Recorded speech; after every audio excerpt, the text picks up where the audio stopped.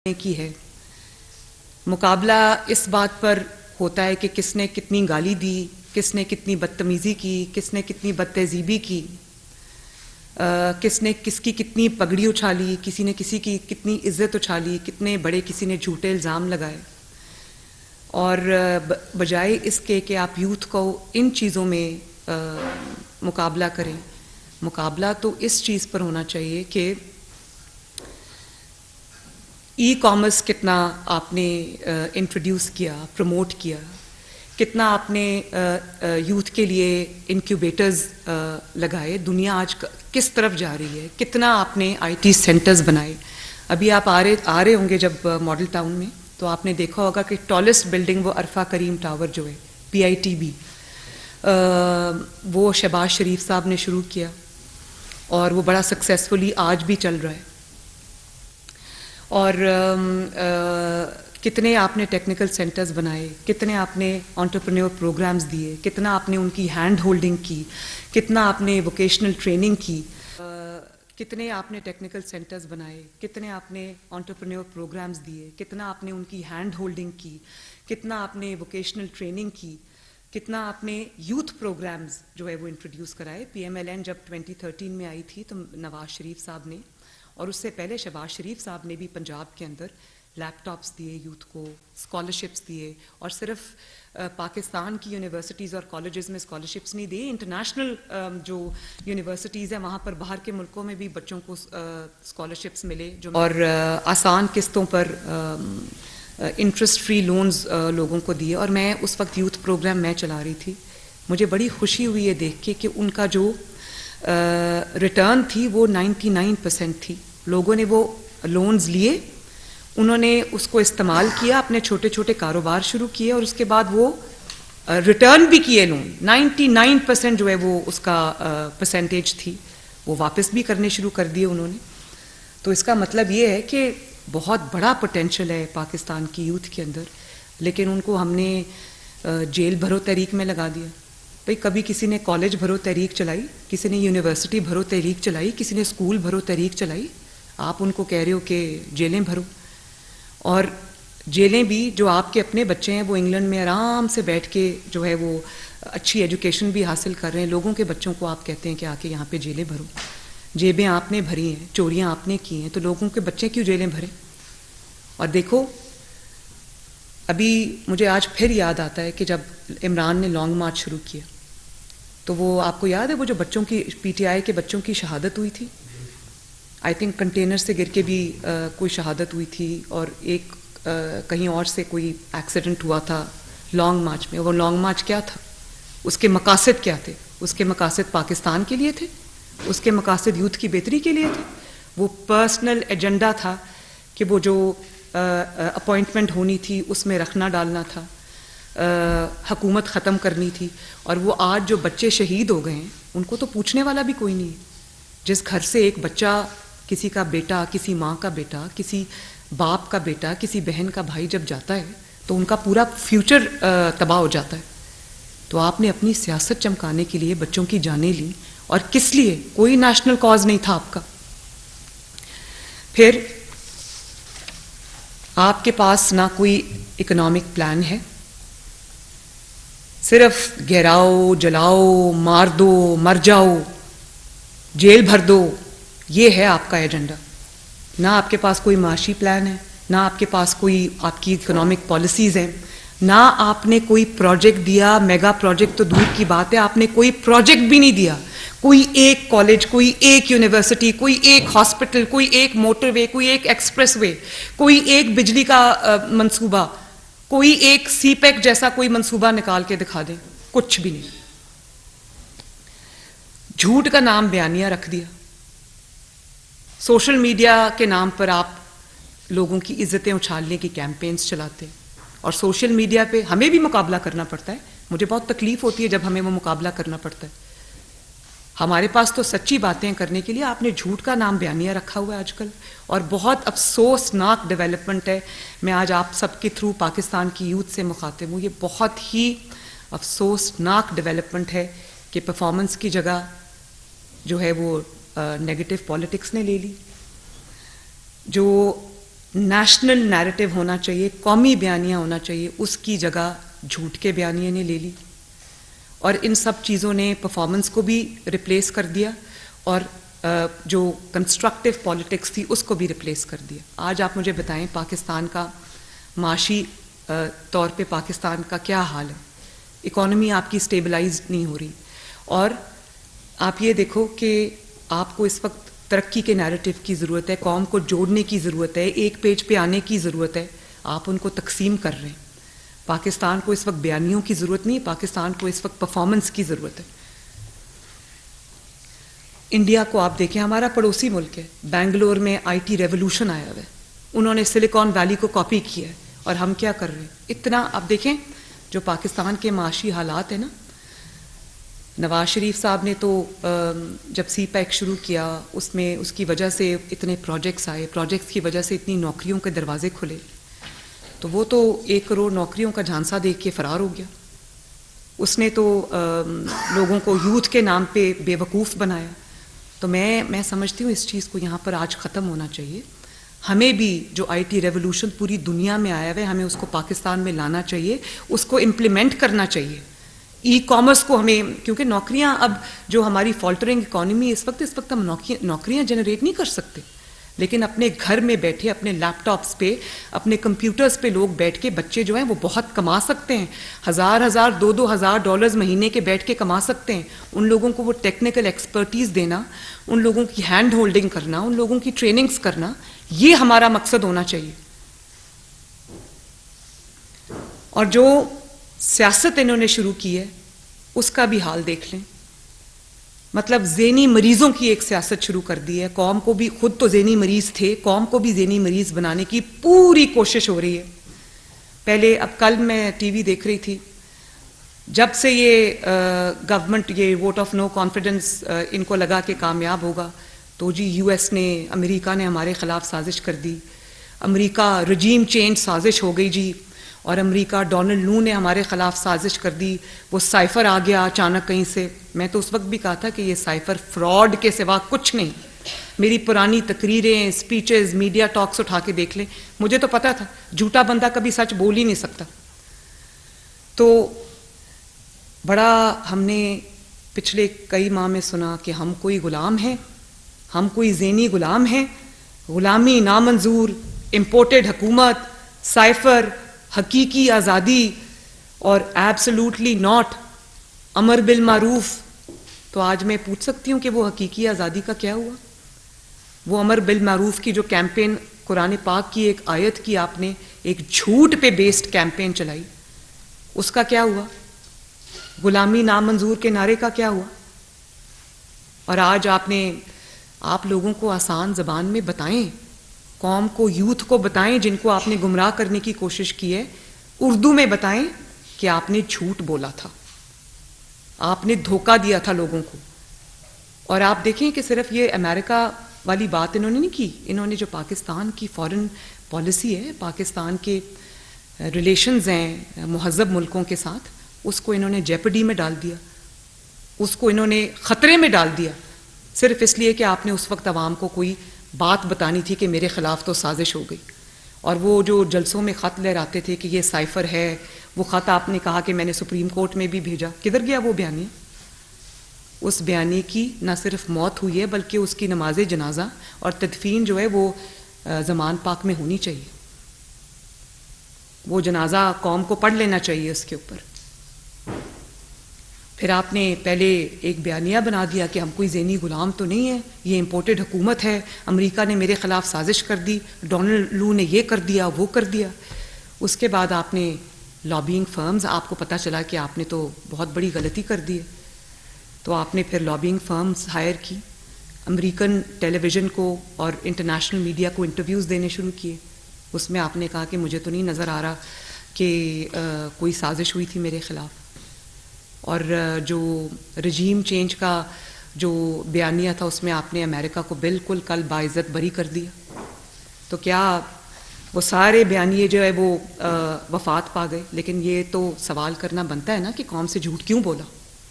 आप सब यूथ के रिप्रेजेंटेटिव्स यहाँ बैठे, आप अपने हलकों में लोगों को पूछें कि जिन्होंने इनकी बात पे यकीन किया था उनको आज ये सवाल करना चाहिए कि हमें क्यों बेवकूफ़ बनाया। हमें हमारी गाड़ियों पे जो एब्सोल्युटली नॉट के और वो गुलामी नामंजूर के स्टिकर्स लगाए थे, वो क्यों लगवाए थे हमसे। आज उन स्टिकर्स का क्या करना है, उतार के रख दें या लगे रहने दें। और फिर उस झूठे बयानिए की वजह से, उस झूठे बयानिए के लिए इन्होंने लोगों को गद्दार कहा, लोगों को गैर मुल्की एजेंट कहा, लोगों को कहा कि ये इम्पोर्टेड हुकूमत है, ये बाहर से साजिश आई है, ये ऐसा हुआ है। कोई नदामत है उस झूठ की? कोई शर्मिंदगी है उस झूठ की?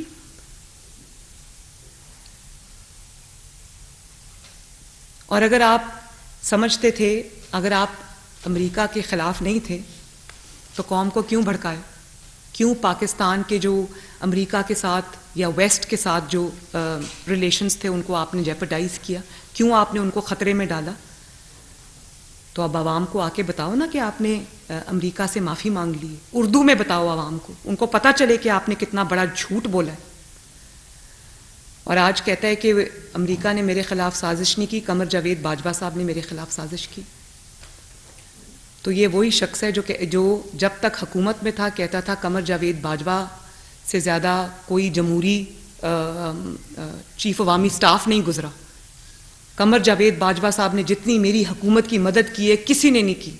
और ये वही शख्स है ना जो आज कह रहा है कि कमर जावेद बाजवा ने मेरी हुकूमत को घर भेजा। वो जब उसको पता चला कि मेरी हुकूमत ख़त्म हो रही है तो ताहयात एक्सटेंशन देने के लिए उनके पास पहुंच गया कि आपको एक दफ़ा तो मैं दे चुका हूँ एक्सटेंशन, दूसरी दफ़ा आप ताहयात एक्सटेंशन ले लें।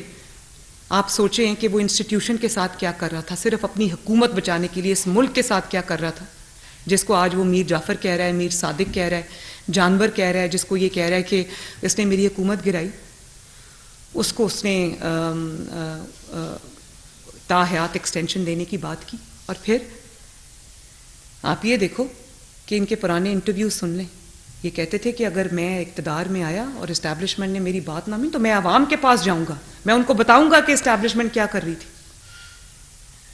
तो आज जब जनरल कमर जावेद बाजवा घर चले गए तो आज आपको पता है कि वो अपने आप को डिफेंड नहीं कर सकते। मैं उनको कोई बेल आउट नहीं दे रही यहाँ पर, लेकिन आज जब आपको पता है कि वो अमेरिका ताकतवर है, वो अपने आप को डिफेंड भी कर सकता है और वो आपको नुकसान भी आपको उस बयानिए का हो सकता है, तो आज आपने जो निशाना है उस पर आपने जनरल कमर जावेद बाजवा को रख लिया। उस वक्त आपने क्यों आप उनसे छुप छुप के, हुकूमत जाने के बाद भी प्रेसिडेंसी में छुप छुप के उनसे मिलते रहे? तो क्या बात कर रहे थे उनसे? उस वक्त ये क्यों नहीं कहा कि मेरी हुकूमत आपने ख़त्म की? उस वक्त तो आप ये कह रहे थे कि प्लीज़ मुझे वापस हुकूमत में ले आएं। और आज भी आप प्रेसिडेंट ऑफ पाकिस्तान के पास बार बार जाते हैं कि मेरी एक मुलाकात करा दें, और फिर आप कहते हैं कि ताली नहीं बज रही, ताली एक हाथ से बजती है। इस्टेब्लिशमेंट ने तो अपना हाथ हटा लिया, इस्टेब्लिशमेंट ने इनसे हाथ खींच लिया, बल्कि तो अब अदलिया के घोड़े पे सवार होकर आने की कोशिश कर रहे हैं। इसको कोई ना कोई बैसाखियां चाहिए होती आने के लिए, ये अपने ओन पे कुछ भी नहीं कर सकता। तो जो बात जब आके करते हैं तो ऐसा लगता है कि पता नहीं कितनी जो जज्बा है और कितनी सच्चाई है बात में। और जब आप फैक्ट्स को देखते हैं तो आपकी अकल दंग रह जाती है। इंसान को यकीन नहीं आता कि एक इंसान इतना बड़ा मुनाफिक जो है वो कैसे हो सकता है। कि मैं इस्टेब्लिशमेंट की कोई वो नहीं, जनरल बाजवा सुपर किंग थे, तो आप क्या थे? आप उनके मुलाजिम थे उस वक्त, आपने उनको किंग माना हुआ था उस वक्त, तो वो सुपर किंग थे। लेकिन आप लोगों को ये कहते थे मेरी चलती है। उस वक्त जनरल बाजवा सुपर किंग थे, लेकिन वो जो आपकी वाइफ जो करप्शन के दास्ताने रकम कर रही थी, जो फरागोगी करप्शन की दास्ताने रकम कर रही थी, उसमें आपको पूरी आज़ादी हासिल थी। उसमें आपको जब किसी ने जाके कहा कि आपके घर में ये चोरी चकारी और वारदात हो रही है, तो आपने उसकी बात सुनने की बजाय उसी इंसान को आपने निकाल दिया, उसे कहा चलो जाओ। तो ये है असल हकीकत जो हमें आपको भी समझनी चाहिए और पाकिस्तान की यूथ को भी समझाने की कोशिश करनी चाहिए। और मैं इसलिए ये बातें आज आपसे कर रही हूँ कि आपको भी ये इंसल्ट है ह्यूमन इंटेलिजेंस की यूथ की इंसल्ट है कि आप समझ रहे हैं कि वो ज़हनी तौर पे शायद आपकी तरह इतने माजूर हैं कि आप झूठ बोलेंगे वो सुन लेंगे, मान लेंगे, आप यू टर्न्स लेंगे तो वो मान लेंगे। और ये बड़ी एक यूथ की कंजम्पशन के लिए बात है कि पिछले 10 साल से मैं देख रही हूँ कि एक बड़ी कंसर्टेड और बड़ी ऑर्गेनाइज्ड कैंपेन सियासतदानों के ख़िलाफ़ चलाई गई, चाहे वो मुस्लिम लीग नून हो, नवाज शरीफ साहब हों, या वो और कोई भी जमात हो, उनके ख़िलाफ़ बड़ी ऑर्गेनाइज्ड कैंपेन चलाई गई, उनको चोर कहने की, उनको डाकू कहने की, उनको करप्ट साबित करने की, और एक शख्स को सादिक और अमीन करार देने के लिए उन्होंने सबको जो है वो गंदा किया। और आज मैं उस शख्स से पूछती हूँ जिसने उस शख्स की उसको मैं ढूंढ रही हूँ, वो साकिब निसार, वो डैम वाले बाबा जी, मैं आज उनको ढूंढ रही हूँ कि आज उनको मैं पूछूं कि आपने इस शख्स को सदाकत और अमानत का सर्टिफिकेट दिया, आपको ख्याल नहीं आया कि आप इस मुल्क के साथ क्या कर रहे हैं? उसको फरिश्ता बना के आपने पेश किया और पता ये चला कि जिन पे चोरी चकारी डाके का इल्ज़ाम थे उनकी तो आज पूरी दुनिया बोल रही है, करने वाले खुद बोल रहे हैं। आप देख लो, नवाज शरीफ के खिलाफ कल मैं जनरल बाजवा साहब की वो एक हमारे एंकर है वो बता रहे थे कि जनरल बाजवा साहब कहते हैं मेरे पास वो ऑडियोज़ और वीडियोज़ हैं जब इमरान खान उनके पास आता था और जब हम नवाज शरीफ पे क्रैकडाउन हो रहा था तो कहता था बड़ा अच्छा किया आपने नवाज शरीफ को शिकंजे में पकड़ लिया, अब आप नवाज शरीफ के साथ ये करें, अब आप वो करें, अब उसको डिस्क्वालीफाई करें, अब उसको जेल में बंद करें। तो ये अल्लाह ताला की शान नहीं है कि आज करने वाले खुद बोल रहे हैं, एक दूसरे को मीर जाफर मीर सादिक कह रहे हैं, एक दूसरे को झूठा कह रहे हैं, एक दूसरे को गद्दार कह रहे हैं। और नवाज शरीफ साहब की जो गवाही है वो अल्लाह ताला की तरफ से आई है और उन लोगों की तरफ से आई है जो उनको ख़राब करने में शामिल थे। तो एक दिन झूठ को झूठ साबित होना होता है, सच को सामने आना होता है, लेकिन इस सच को लेकर आप सब टॉर्च बेयरर्स हो, इस सच को लेकर आपको अपने अपने लोगों के पास जाना है, उनको ये सच बताना है। और जिनको चोर डाकू कहा उनके खिलाफ तो कुछ नहीं निकला, उनके केसेस भी ख़त्म हो गए क्योंकि झूठ पे मबनी थे। जिन्होंने इल्ज़ाम लगाया, इस घड़ी चोर ने जो लोगों को इल्ज़ाम लगाया, हर वो इल्ज़ाम जो ये मुखालिफिन पे लगाता था वो आज इसके ऊपर खुद साबित हो गया। इसके घर की 2 ख़वातीन ने, एक जो पीरनी साहिबा हैं वो और एक जो फराग होगी, सिर्फ 2 ख़वातीन ने कई अरब की चोरी की। और अगर 2 ख़वातीन एक घर से इतनी बड़ी चोरी कर सकती तो आप सोच लें इस पार्टी का क्या हाल होगा। एहतसाब की बात करने वाले ने KPK में एहतसाब के हर इदारे को ताले लगा दिए और जो चेयरमैन नैब था उसको वीडियो दिखा दिखा के ब्लैकमेल करता रहा। वो तैयबा गुल को अपने प्राइम मिनिस्टर हाउस में हब्से बेजा में रखा क्योंकि मुखालिफिन को सजाएं देनी थी। इस किस्म के ज़हनी मरीज़ को हमारे पे लाके मुसल्लत कर दिया। तो फिर पाकिस्तान का जो आज हाल है वो होना था ना। IMF का मैंने तो अपनी स्पीच में कहा, मैंने कहा कि शहबाज शरीफ साहब को और इसाक डार साहब को IMF के साथ नेगोशिएट नहीं करना चाहिए, इसको लाके बिठाना चाहिए घड़ी चोर को कि ये बैठे और बताए कि मैंने IMF से क्या मुआहदा किया है, क्या शराइत रखी, हर चीज़ उनके हाथ में दे दी और फिर जाते जाते आप उस मुआहदे को फ्लाउट भी करके चले गए। आज हम अगर उस मुआहदे को ऑनर करते हैं तो महंगाई आती है, प्रॉब्लम्स आती हैं, और आज अगर हम उस मुआहदे को ऑनर नहीं करते तो पाकिस्तान डिफ़ॉल्ट करने के नहज पे पहुंच जाता है। तो ये तो चाहते हैं, ये इंतज़ार में बैठे हैं। आप शौकत तरीन साहब की ऑडियोज़ देख लें, इन्होंने पूरी कोशिश की, वो जो ऑडियो लीक्स हुई है उसमें इन्होंने पूरी कोशिश की कि पाकिस्तान डिफ़ॉल्ट हो जाए। ये जो बार बार श्रीलंका करते हैं ना, ये इनके दिल की आवाज़ है कि पाकिस्तान श्रीलंका बन जाए। भाई आप इक़्तिदार में हो ना हो, आप किस तरह अपने मुल्क के लिए बुरा सोच सकते हैं? और सिर्फ बुरा सोच नहीं सकते, वो ऑडियो रिकॉर्डिंग्स हैं, एक दूसरे को फ़ोन कर रहे हैं कि तुम लोग कुछ ना करना, करने दो डिफ़ॉल्ट इस मुल्क को। किस तरह आप रात को इस ज़मीर के साथ सोते हैं कि आपने वो जो मुल्क आपकी माँ है, ये धरती जो आपकी माँ है, उसके साथ आपने क्या सलूक किया? कैसे आपको नींद आती इतने बड़े बड़े झूठ बोलकर? और देखें, कोई चीज़ इन्होंने नहीं छोड़ी। मज़हब की तरफ आ जाए, इन्होंने मज़हब का कितना बुरा इस्तेमाल किया। वो मजहबी, पूरी दुनिया ने देखा कि वो ट्रक पे खड़े हैं और वो उनको कह रहे हैं खान साहब ज़रा मजहबी टच दें। अपने मज़हब के नाम, मज़हब मतलब जो शख्स मज़हब को इस्तेमाल करता है अपने पेटी इंटरेस्ट के लिए, मैं समझती हूँ उससे बड़ा मुजरिम कोई नहीं है। क्योंकि आप उसको जब सियासत के लिए इस्तेमाल करते हैं तो आप फिर ये बड़ा एक ऐसा, मैं समझती हूँ कि ये बहुत बड़ा गुनाह है। और आपने लोगों को अब मुझे ये बताएं, रियासत मदीना का आपने नारा दिया, तो रियासत मदीना में यू टर्न लेने वाले का अंजाम क्या होता? यू टर्न का मतलब क्या है? यू टर्न कोई सियासी टर्म नहीं, यू टर्न का मतलब है कि आपने पहले झूठ बोला था। तो रियासत मदीना में जो शख्स झूठ बोले और हुक्मरान रहा हो और कौम को गुमराह कर रहा हो, उसको क्या कहते हैं? उसकी सज़ा क्या है रियासत मदीना में? उसको फितना कहते हैं। और फितने को ख़त्म करने का हुक्म है सियासी तौर पे। रियासत मदीना में अगर टिरियन वाइट का केस होता तो उस शख्स का क्या अंजाम होता? कभी ये सोचा? तोशा खाना केस अगर रियासत मदीना में रजिस्टर हुआ होता, वो रियासत मदीना जिसमें हज़रत उमर फ़ारूक ने अपने एक कुर्ते का भी हिसाब दिया, अगर यही तोशा खाना केस रियासत मदीना में रजिस्टर हुआ होता तो उसकी क्या, मुजरिम की क्या सज़ा होती? झूठ बोलने वाले की क्या सज़ा होती? आपकी खातून खाना दोनों हाथों से रिश्वत लेती रही और आप हुक्मरान बन के बैठ के उसके ऊपर उसको पेट्रोनाइज करते रहे, ऐसे शख्स की क्या सज़ा होती रियासत मदीना के अंदर? फिर आपने 190 मिलियन पाउंड्स जो हैं वो आपने अब पाकिस्तानी कौम का पैसा, जो पाकिस्तानी कौम की अमानत थी, वो आपने अपने दोस्त की जेब में डाल दी।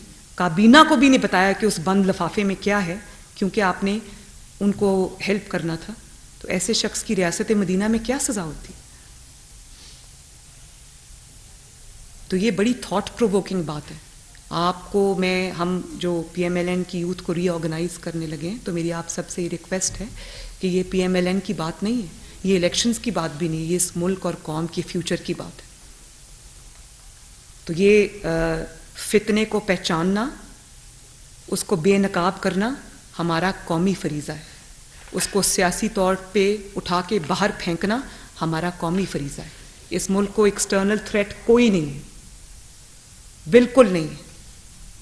इस मुल्क को अगर थ्रेट है तो पॉलिटिकल इंस्टेबिलिटी से, क्योंकि जब तक वो कहते हैं कि political instability is the breeding ground of all political ills, तो जब तक पॉलिटिकल इंस्टेबिलिटी रहेगी ये मुल्क आगे नहीं बढ़ सकता। तो मैं बहुत जल्द इंशाअल्लाह ताला अपने हम यूथ को रीऑर्गेनाइज करने की और उसमें हम उसको शामिल करेंगे इंशाअल्लाह ताला। मेरा ये एजेंडा है, इसीलिए मैंने आज आप सबको आज बुलाया है और इस पे हमें काम करना है। उनको कंस्ट्रक्टिव एक्टिविटी की तरफ लेके आना है, उनको हमने एक विज़न देना है, उनको हमने मौक़े फ़राहम करने हैं, उनकी हैंड होल्डिंग करनी है, उनको हमने टेक्नोलॉजी की तरफ लेके जाना है। उसके लिए उनको जो भी सहूलियात, जो भी उनको हैंड होल्डिंग, जो भी हेल्प उनको रिक्वायर्ड है वो हमने उनको देनी है। तो हम बहुत जल्द एक चार्टर ऑफ यूथ अपना कौम के सामने लाएंगे, जिसमें मैं ये समझती हूँ कि जो यूथ है उसकी क्या प्रायोरिटीज़ होनी चाहिए और हुकूमत को किस तरह से यूथ की जो है वो हैंड होल्डिंग करनी चाहिए, ताकि उनको भी एक डायरेक्शन मिले। वो भी एक जो अपना बहुत बड़ा बल्ज है यूथ का, मेजॉरिटी है इस वक्त पॉपुलेशन की, तो उनको हम कंस्ट्रक्टिवली जो है वो अपने साथ इन्वॉल्व भी करें और उनको यूथ इस कौम की तकदीर बदल सकती, तो उनको हम अपने फोल्ड्स में शामिल भी करें। तो इंशाअल्लाह ताला आने वाले दिनों में आप ये देखेंगे कि हम आपकी सबकी मदद के साथ, क्योंकि ये नई लीडरशिप आप ही में से आएगी और नए MNAs, MPAs और जो और भी फ्रंट लाइन पे जो लोग भी हैं वो आप ही में से आएंगे। तो मेरी आप सबसे ये रिक्वेस्ट है कि ये मैसेज लेकर आप अपने अपने हलकों में यूथ में जाएं और उनको ये मैसेज डिलीवर करें। Thank you very much.